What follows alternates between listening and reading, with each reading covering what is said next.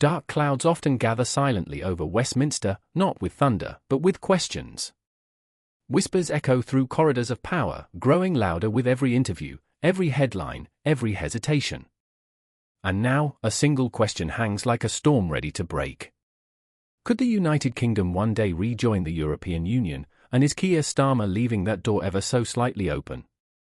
Before we dive into what happened, what was said, and what wasn't, a quick message for you. If you're watching this now, don't scroll away. Hit like, subscribe, and drop a comment with your opinion, especially if you believe Britain will or will not return to the EU one day. Your engagement helps the channel grow, and your voice might even appear in our next video. Now, let the story unfold.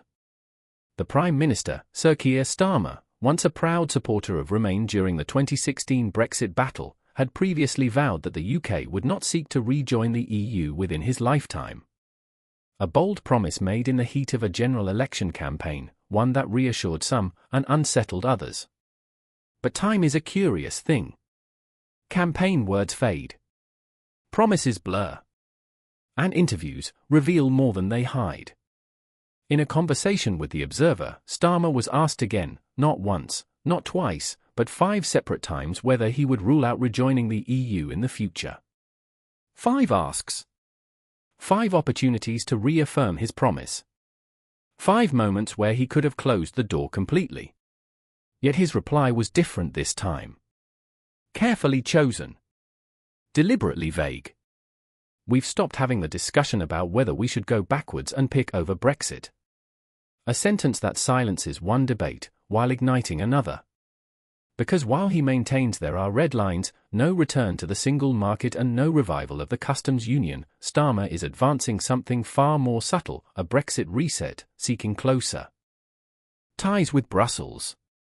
To some, it's cooperation. To others, it's a slow, quiet reversal. And not everyone is convinced. Brexiteers are growing anxious, sensing a thread being pulled from the fabric of Brexit itself. As if the seams might loosen, slowly, quietly, until one day, the entire structure unravels. But Starmer isn't the only voice stirring the debate. Just days ago, Deputy Prime Minister David Lammy, a longtime Remain supporter, was challenged repeatedly, 7 times, to rule out reversing Brexit. 7 times. He did not. Instead, he painted a picture of economic loss and missed opportunity. It's self-evident that leaving the EU badly damaged our economy, created serious friction. He spoke of untruths, of consequences, of markets lost.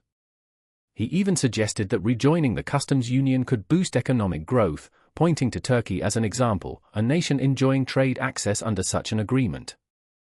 Yet he still insisted. That is not currently our policy. Not never. Not impossible. Just not currently. One could say it was cautious honesty. Others might call it political positioning.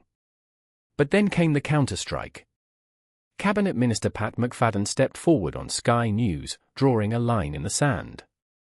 Calm, firm, decisive. Britain would not rejoin the customs union.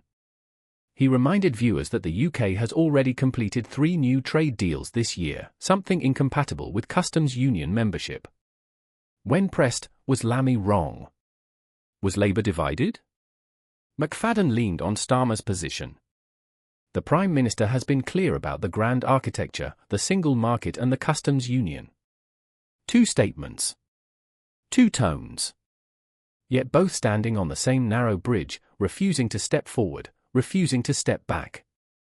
And so the question remains suspended over Britain like a riddle with no final line. Is Labour securing Brexit, or preparing a path for reunion? Is the door shut, or merely left on the latch? In politics, answers matter, but hesitation speaks louder. 5 refusals to reaffirm. 7 refusals to deny. Red lines drawn, yet shadows linger.